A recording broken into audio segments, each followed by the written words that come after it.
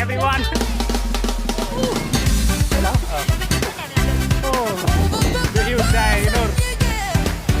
Biết không?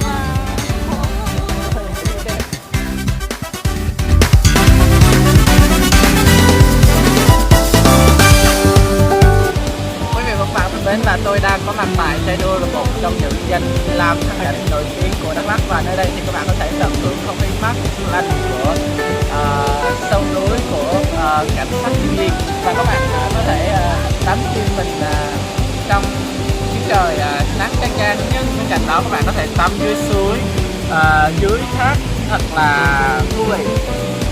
Các bạn có thể thấy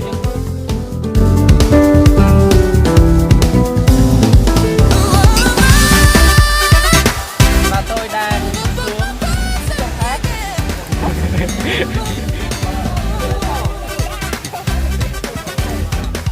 Các bạn trẻ đang tụ tập đang nướng và chuẩn bị có một bữa tiệc nhỏ nhỏ dưới chân thác. Các bạn có thể thấy tôi.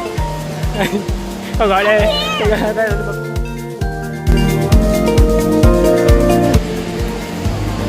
Và đây các bạn, một người Tết rồi tôi vẫn cảm giác được không khí của những ngày Tết, như là ngày 1/2 Tết gì đó.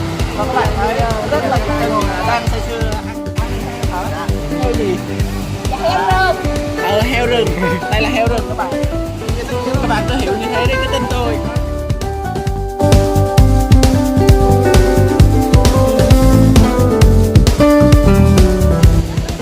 Và đây chúng ta lại phát hiện một nấu bếp nữa. Các bạn đang nhóm lửa và chuẩn bị nướng một con gà thật là to, và con gà này đã bắt từ chỗ nào.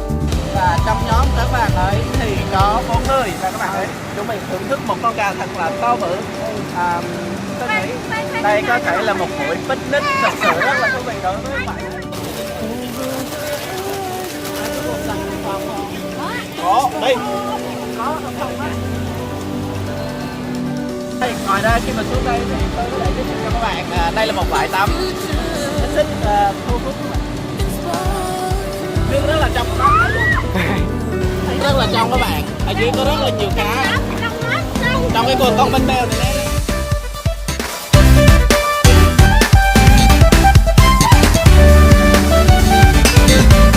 Mình sẽ thấy một cái dây dài người ta giăng từ đầu bờ bên này tới bờ bên kia. Điều đó có nghĩa là một cái khu vực về phía tay trái của tôi thì các bạn được phép tắm, và phía bên tay phải của tôi thì các bạn không được phép tắm, vì bên đó thì nước nó sâu và xiên hơn.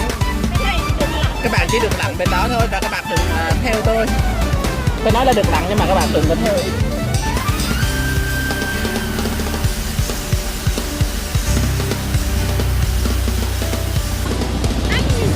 Và cái nữa tôi sẽ giới thiệu cho các bạn khung cảnh ở đây thì rất là tốt cho các bạn nữ thích selfie và các bạn trai xinh gái đẹp.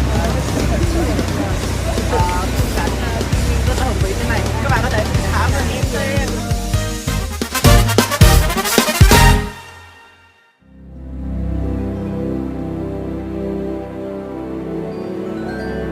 안녕하세요. 안녕하세요. 안녕하세요. 사랑해. 안녕하세요. 어머 뵈서. 알았어. 안녕하세요. 안녕하세요. 가.